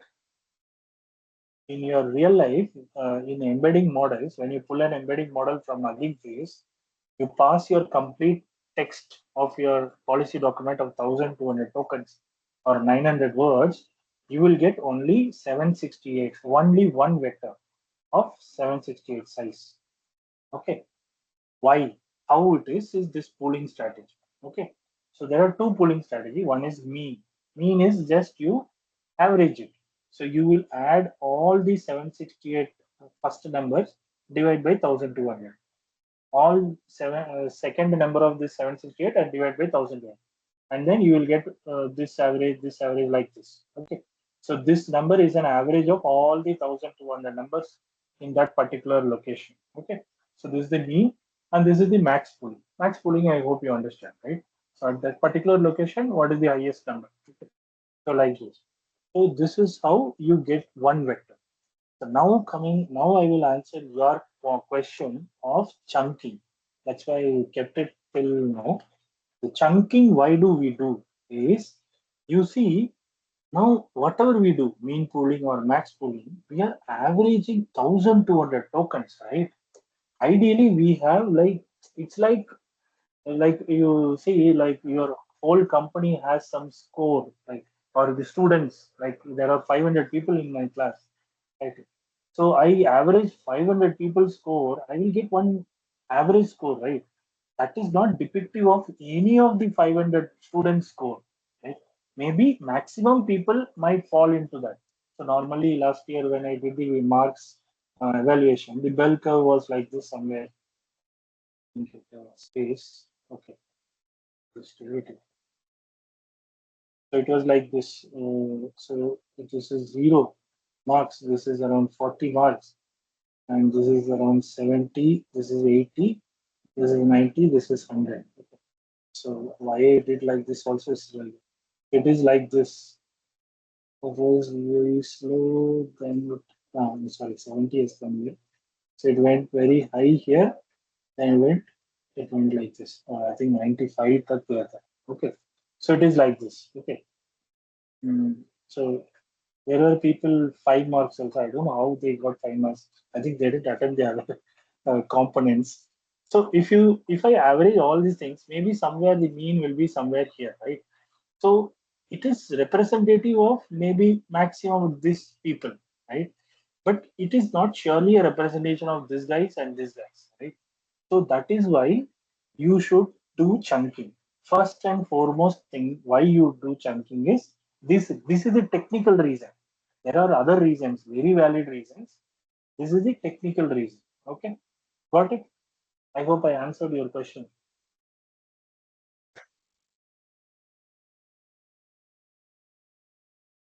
Whoever asked the question, I don't know, maybe it's not in class. Yeah, Okay. I was saying yes, sir. Yes, sir. I got it. Okay. Okay. So that is first thing. Second thing is, second reason for chunking is that every encoder model has a limit of taking in the input, right? So it cannot take like infinite. There is a limitation for every model. The input tokens, the number of input takes tokens it can take. There is a context window. Like for example, I think we will show you. This is, you see, this is the model. This is a very good model. This is one of my chatbot also has this dense website. Okay, so you see the context is 512 only. This is tokens. Okay, this is tokens. Dimension is the embedding size, 768 or 1024 what we are talking. Okay, so you see this is 512 and this is ideal. You should not put more than this because the embedding is also 102. Actually, if you can feed more than this, if you test it, this is in Hugging Face free. Okay, you can put 10,000 tokens also into this model, but if you actually you will not be actually informed also. That's the fun part. There was one of my intern who came in and said that, oh Bhagat, your model is saying you are only passing 500. Why you are passing? We'll pass more tokens so that we will have less number of embeddings later stage. One document, one embedding will get karke. Then he was passing 8,000 tokens into this model. Okay, actually the problem with that is that the model does not say that it has you have crossed the limit. Actually what happens is by default the model will cut anything more than 512 tokens. Okay. And you will not know that the remaining words are not being considered for your dimension calculation. Okay, that's the fun part. Actually, we were also shocked. I thought, how he's telling that he's just passing 8,000 tokens and the model has worked. What we thought was, okay, it will say some error, but unfortunately, it didn't say any error, and that guy was doing it and very confidently saying that I passed 8,000 tokens and it still generated the final vector of 1024. Fun part is it then we started analyzing. So I used 512 and then I used 1,000. I think this was the test I did. So there was a text with 512. Actually, it is not a different text. The same text, like for example, I take 1,000 token text. Okay, this is a text one, which is the 1,000 word. So this is the text one, right? So I created text two from the same thing, just that I created a limit. Only the 500 and first to 512 tokens I took. So I pass this to the same embedding model. I say this is the model. Okay. So I send the same thing model and you create the embedding one here, right? And from here you will get embedding two. And when you do a similarity calculation, you get we got one. It was almost very near to 1.9x. Some mistakes happened like that. So actually it is same. So point is you pass 1,000 tokens or 512 tokens, the embedding is going to be almost same. So that was the reason you should sincerely follow this token limit. Okay. So whenever you use model, just don't simply pass every text into that model.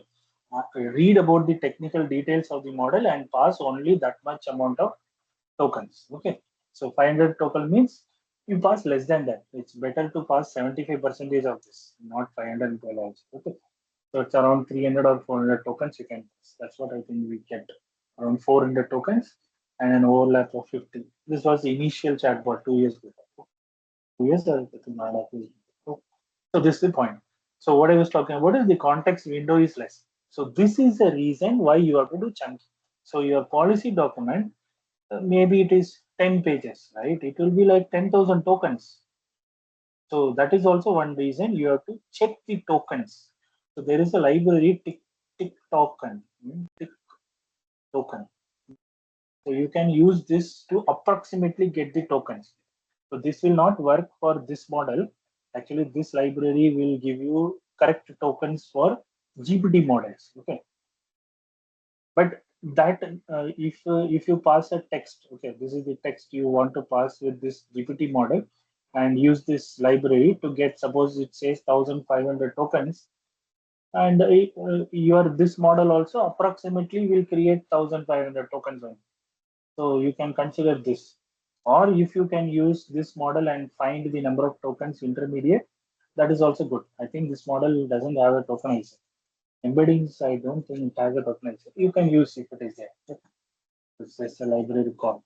But point is, every document when you extract, you understand how many tokens it has, and then you have to break the tokens. Okay, so you have to break less than. Suppose you are using this model means less than 400 tokens. This is the first step. Okay. Second step is you have to make sure it is semantically, syntactically, or whatever it is you want to say. Okay. Syntactically, I don't know the spelling of that. So you understand, right? So it is like structured way, semantically or structured is better. I put it in English. So structure wise, like you break it into paragraphs instead of just cutting it randomly at 4,000. So that is what we do. Suppose we take this complete document. So document has like para 1, para 2, para 3. So the para 1 might have 300 tokens. So this is very good, right? So you take as chunk 1. Okay. So suppose para 2 has 500 tokens. So what we do, we create two chunks, chunk 2 and chunk 3.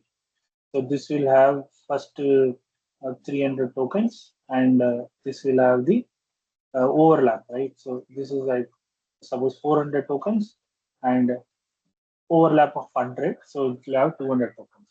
Understood? So there is 100 or tokens overlap between 400 to 100 among this. So like this we create. Okay. So first thing is you have to break the complete document syntactically, right? Paragraph wise or section wise. Okay. And then you have to start calculating tokens and then start creating the chunks. Sir, but will it not, break the flow, right? Like, I mean, if you want to summarize one entire policy, so we should holistically see the entire document as a single unit, right? Like, if for paragraph one we and paragraph two, if we break it, right, will it not cause a problem, like So of even course, there will be. generating? You are correct, completely right. There will be problem. That is why what we will learn in RAG is will be important. We are currently we are talking about tokenization, right? Embedding. When we come to RAG, we will see what are all techniques are there, how we can understand that the answer is not just only in the paragraph one. We have to have the alignment also, like so paragraph 2 is after paragraph 1, paragraph 3 is after paragraph 2. All these logics also we have to learn. So Okay. there are ways to learn, and then you have to, while feeding it to LLM, just it is not a blind way of creating this semantic search, what I talked, right? So you don't just simply create this search and then, okay, document 1, para 3, I have to send it to LLM. No, I don't simply send this. It's not logical at all because para 3 may not even have a context for it, right? So suppose para 3 talks like this. It starts like this. This is a very good city, right? And this falls in this place, and this has this rich culture. All these, this, right? So what is this, right? So somebody will ask, what is this, right? So if I give you only the paragraph 3, you will not even understand which city are we talking about, right? So maybe that city's name was mentioned in para 2 or para 1, right? So that is why there will be a missing information in your RAG flows. So that's why you should be designing the RAG flow very aptly. Right? A good question you asked. So, good point. Yeah. So these are all some of the models. I guess this one I covered. These are all this old style, right? This is the deep learning what you covered. This Q is how calculated, K is how calculated. V is how calculated, and then attention, what is the logic, and finally the mean pooling, and then this one, this same thing, max pooling and mean pooling, what we discussed. Okay. The most common, that also you can see. Okay. These are all some simple calculation, I think you understand. Okay, and these are all some of the models. And also one more thing, see, there are some just as a production tip I will tell you. Say suppose this model E5 Mistral, right? So you see the token size is very big, right? So can I use this model? Why I should go for this model? It's a very good thing, right? So I'll get 4096. It's a very good thing. Is it correct to go? It's not correct, right? If you see two reasons why we have to do chunking. Okay, why I was explaining two reasons. Horrible handwriting. Sorry. Uh, Two reasons for chunking. Two reasons for chunking. The first reason was, oops, sorry for bad handwriting. Two reasons. First reason was the one vector, right? One vector, either by mean or max, right? Or common CLS, whatever is the reason. This is one reason. We are averaging, like consider mean. We are averaging all the that 400 tokens here into, correct, this is what we are discussing, 1200 tokens into one token, right? One vector, because the complete chunk what you give, it is going to give you only one vector of size, whatever it is.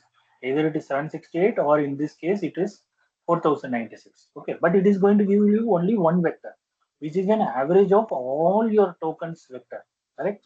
So that is why you should do chunking. Less tokens are better. Second reason was the context size, right? This one, this reason, context size of the model, context of the model. Okay. So, but in this case, the context of the model was 32,768. So, if you say in this policy document what we are discussing, we had 10,000 tokens, right? So, ideally, this it should fit here. So, I should ideally prefer this. Even then, if you ask me, I will prefer this. Why? Not this, I will prefer this, but there is other reason. I will come to that. But why I will prefer the other one first is the first reason, because you are taking a mean. So if you take 10,000 tokens and take a mean of it, it is going to only cover some meaning of some 10, 20,000 words, sorry, 2,000 words. And if you see logically, that 2,000 words might be the, and it is, all these common words, because in a policy document most of the common words will be the and. Any English document, if you take, it will be a common words will be a most stop words, right? So stop words is not going to be uh, a good context to be known. If somebody is speaking, please put yourself. I don't know. I think identify user. Okay, no problem. So that is what point. Okay, so point what I was talking about is, that is the reason I should not go for this logic. I will, but then I told you one point that I will still go for this model. Why? Because this is a very rich good. This is very good. 4096 is very good, but you should be intelligent enough. Since you are attending this course, if you go and implement this model in your system, you should not go for this. Okay, you can go for this because there is a reason, and other reasons also. Vector DB, some vector DBs support this, some support this also. Cost will be very high. It will be costly. This will be like nominal cost means this will be very costly. Okay. So there are different reasons. It's not simply to take a decision that you should go this or that. But ideally, you can go for this, but don't see this. Okay. You yourself should limit half of this. This is a very good practice. Okay, so your token limit, consider your context size is 2048 only, and break all your paragraphs based on that. So you should have the token less than 2000 for every. But even then, this is not so good, according to me, because of this. But okay, it is you. It can be comparable to this part. You can test it. Okay. So this logic and this logic. So in this, what happens if it is 2000? You can Sir, I have a test question. advantage. Let me complete it. So advantage is you can cover 3 paragraphs into one chunk. So you take para 1, para 2, para 3, and still it will be less than 2000 tokens. So the point what our one of our student was talking about was having a more number of paragraphs in a single chunk will be useful for LLM to give a better answer. Yes, I agree with that. So this is a very good thing. But what you have to sacrifice is cost of calculating embedding, not only storing the embedding, calculation, inferencing time, right? When you are user ask a query, you have to go to the database and run similarity with this embedding with your query embedding. So in that case, the cost will be high. So if you are able to, if your company is able to spend money, then go for this. But don't consider for 3278. You should always consider 4096 divided by 2. Based on my experience, it's not a thumb rule, it's not written anywhere, but based on my experiences of similarity calculation, if you take this, you will be far away from your, if you consider this as the token limit, you will be far away from your actual similarity finding. It again depends on your use case, how documents are far away from each other. Again, this visualization. Okay. Yeah, quick question. Yeah, please. No, you already answered my question regarding the cost. The cost is on the Okay. inferencing and it is for the processing. I got Right. that answer. Yes. Okay. Yeah. So one thing like this 3296 is the query with also, right? The context that we have. This will be somewhat is kind of a query that we can ask also, or it is Which one? just the 32768 number which we have as context here. Mhm. When we are inferring that model, that will be the maximum limit of tokens, right, which we can pass. So, so question is that, Inferencing. sir, if we are using a model with, let's say, Mistral, and we have more than 32,000 contexts in a document, something, so should we summarize it some way or then pass it to the model? Like let's assume that we have something which is bigger than these embeddings.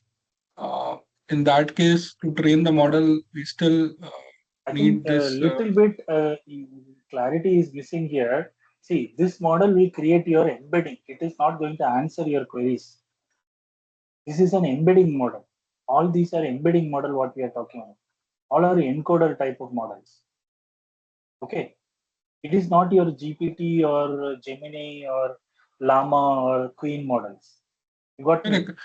Yeah. So, but question is, I think generic. Like if I will say 512 as an example for context. Now my paragraph Okay. is very big, or even if let's say I'm using a code to train or embed. So it can Okay. go beyond 512, right? So in that case, do we Mhm. use summarization or some techniques to decrease the size of inputs? That we will see later. Huh? I think that will be, Okay. we'll cover it later. It's not summarization, it's not as simple as that. That is also one of the, you're right, that is also one of the way. It again depends on the cost what you can insert. So summarization, how will you do? You have to send it to LLM, right? So there will be cost applicable there. But there are other ways which are cheaper also. That also we'll see there. Okay. But one of our method to reduce the context is to summarize. But summarizing does not help always, because you cannot summarize all the important words in your document, right? 10,000 tokens, if you want to summarize into 1,000 tokens, you will miss out lot of technical words. So every query will not be able to actually grab that text part. Okay. So these are all commercial APIs. So we'll discuss that when you go for RAG, no? We'll discuss those tactics. Okay. So these are all paid, right? So these are also there. So still here also you should take this dimension, divide by 2 and This is the best practice. I'm not going to ask this in exam. Okay, this is from my side. Okay, so that is why it's not written anywhere. This is just that 3072 means consider 1500 tokens on. 1024 means 500, and this is best. According to me, 1024 is good and 512 is very good. Okay, so token limit of 512 is good, and yes, it will break lot of paragraphs, and there are solutions to do that also. Okay. Otherwise, if you are ready to pay more for a bigger dimension embedding models, yes, you can do. If you are having Azure or AWS, like paying more, like Open Search is there in AWS or Azure, may what is there? AI search is there. So they will use this. In Azure, they use this. In Open Search, you can use the Titan embedding also. I think Titan embedding is 1024. In AWS, you can use some other bigger models also, which is having bigger Sir, dimension. quick. Yeah. Yeah, thank you.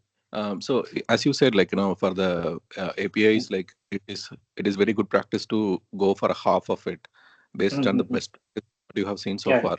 But will that not increase the size of the embeddings? Like so much of embedding will be there, right?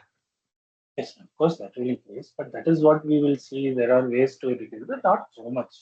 It will Okay. increase. See, somewhere you have to fit in, right? Somewhere you have to fit in, but it will have its own. That's what we were talking about in the previous slide, right? Search space, reduce the search space, right? So if you have 10,000 documents, some latency will get affected then until you try to categorize the documents and then have multiple vector DBs.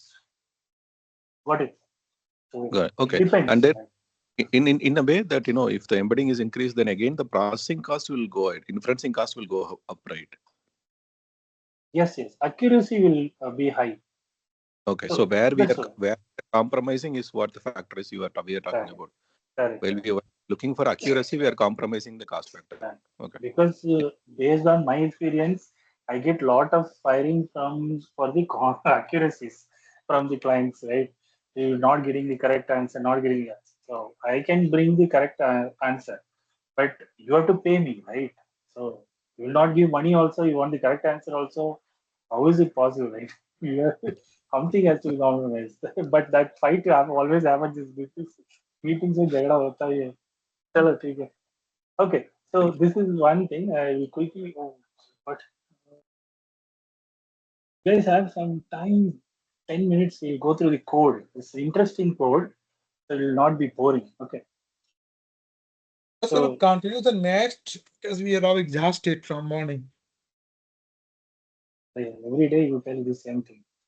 What will I do? Just 10 minutes. It doesn't matter, right? I'll just simply explain this Yes, because sir. you Yes, guys sir. We can can go through. proceed. Right? Yeah, we can Interesting, review right? the record. Yeah. So you can. So anyway, We'll. we can refer also like later on. That's what Yeah. thank you. Correct. Yeah. Thanks. Sorry for the person who asked for it. Okay. So point is, first thing is similarity computations. Okay. So consider a vector. So suppose this is the word mission, and I have sent into the embedding model, sorry, encoder model, and created a vector of size 2. So till now we are talking about 768 on 024. That is not we will not be able to visualize it. So we are having a very small vector. So we have three vectors, three documents, for example, three chunks you can consider, three chunks, and we have created three embeddings. Okay. So how we create the similarity? So similarity is a simple dot product. Okay. So but there are more complex ways. That is what we will see it in our slides later slides. Just show you. So here we will see that is the vector database. Why there are vector databases currently? There are many companies which are offering is because of these algorithms. Okay, so which is not a simple dot product what we are talking about, but this itself will serve the purpose. But if you have only 10 documents, you don't require a vector database. Okay, even if you have 100 documents, I don't think vector database is required, but there will be a latency problem. But that latency problem solve that latency problem is these kind of algorithms. So it's very easy. We'll learn about it. So if you are intelligent enough, in fact, I have implemented. You don't require vector DB at all. you can implement this algorithm on your SQL DB. Okay, so but you have to spend a lot of time and you have to do a code on that. So if you can implement that, still it will not match that speed of actual vector database people because they are all professionals. But you can, if your company is don't want to spend money on vector database, you can implement on your side and reduce some amount of latency. But for sure, not exactly like the how they can offer. Okay, because there will be a lot of GPUs for them, right? Parallel works. If you don't have money, then this. So this is a simple dot product. They will also do dot product only, but there are some algorithms over that. So you get the so you see there were two words, right? So machine learning and deep learning. So obviously these two are more related, machine learning and deep learning. But pizza recipe is not related to A and B. So that's what you can see, right? So if you see here, so A and B are very related. It's very close to one. So that's a very good matching. But these two are not related. So anything above 0.8 or 0.9, it depends on your tech domain. Again, it's not a perfect threshold. So you have to understand based on your document logic, tech domain. And same way, if you do a this one dot product here, so you will get this is cosine similarity. This is a so dot product will be more than one. Okay, so that also we'll see will be more than more than zero positive number, and cosine similarity is what we do and mostly we do, and it is between 0 and 1. So this is very easy to understand. This is little how much it is big you may not be able to easily understand. Okay, but anything about 10 is a very good this one. Okay, so but when you normalize the dot product, when you normalize the vector and then do the dot product, it will be again same as cosine similarity. That is what you should learn. So if you normalize the vectors and then you do the dot product, then it is same as cosine similarity. Okay, so this will be a question in your exam. So I have already told you. Okay, to learn it. Okay. So third distance is L2. This is 4 written because first one was dot cosine similarity, second one was dot product, third one was normalized vectors dot product, fourth one is L2 distance. Okay. L2 is it is a straight line. Okay, straight line distance. You understand, right? This is x minus x1 minus x2 whole square minus plus y1 minus y2 whole square. That logic. Okay. So you see this also, so here it is less is good. Okay, so less is smaller is similar and larger is different. Okay, so accordingly, and now this is just for helping you guys to run it in a batch mode. Okay, so to just speed up the work, so you don't just calculate one by one, you normally do it in batch. Okay, so you have 1,000 vectors, you can do it in batch. So that 500, I think 100 200 should not be a matter, but if it is like more than 1,000, then you have to go for a vector DB, wherein you can also apply your own this one. So L2 is also having a connection with L2 calculation also having a connection with cosine similarity in this case. Okay, so that's what I have shown here. If you calculate the L2 distance and then if you use this formula, or if you have the cosine similarity and use this formula, you can get L2. So every number is related. Okay, L2 is related to dot product is related to cosine similarity in a way. So all these you should know. Finally, this hybrid search we'll see next class. Okay, I don't wanted to put you here because this is the most complicated stuff. Just one thing I wanted to show you, just for all our understanding. Okay, so this part, this is okay. So what happened is here, I'll just show the documents. So I added 4 documents. So it's a very small document means just one line, one sentence. Okay. So we have around 9 or 7, I guess. 2, 2, 2, 2, 3, 4 plus 3 plus 8. 8 documents. Okay, 8 texts. So these first 2 documents are related to nature. This document is also related to nature. These 2 documents are food related. These 3 documents are air related. Okay. So now I have 3 queries. Okay. So I created 3 queries. Where are the queries? Oops. Okay, this is the queries. The first query is related to nature. Second query is related to food. Third query is related to air. Okay. So now leave other calculations. We'll come back to the calculation next class. So this is the visualization based on the embeddings we created. Okay. So you see the embedding, you can see nature and this nature. So there were nature one, nature two here. Oh, one is getting highlighted. So nature one, nature two, and nature three. You can see all three. All three is in one cluster, right? Same way, food is in same cluster. You see food, two foods are here. And you see here A1, A2 document, three document. All three are same. So you see the documents are clustered because of the embedding logic. So we created the embedding and then we used T sign to reduce the dimension. Okay, so actually the size is very big, but we reduced it to 2 dimension to visualize it in a graph. Okay, so you see this cluster is nature, this cluster is food, this cluster is A. And you see queries I asked, this is a food query, so it is very near to food cluster. This query is a nature query and it is related nearer to this cluster. And this query is a query and this is related to this. So this is how we can get the relevant documents, right? Very easy, right? So it is very easy. It looks very easy because the topics are very different, right? But ideally in real life, you will try to ask a query between doc 1 and doc 2 of the same topic in your domain. So the fight is between you, your retrieval is have to bring in the doc 1 for the questions related to doc 1. It should not bring doc 2, correct? So it is the fight between these two nodes. So that is why it is difficult. And how will you bring the correct node and all those things we'll see. But in this case, it is very easy because it's a huge difference in the meaning of these three clusters. Okay, thanks. I just explained. Remaining calculations we'll see next class. Okay. Okay, So, thanks for it. just a Yeah, last question. Someone earlier asked regarding the project that companies are having, like their company's document, and they want a chatbot to query on those documents, employees. Okay. Can you just put some light on this application, that how the security is maintained and how this use case is actually handled if it's a small project? Oh, okay. I'll stop recording because you will back. Okay. Yeah. So those who want to leave can leave. Just want to this question here. So I already discussed that. So what he was asking is when you have a policy document. So can you repeat the question or what you are? How do you want to frame the question? Accordingly, I'll answer.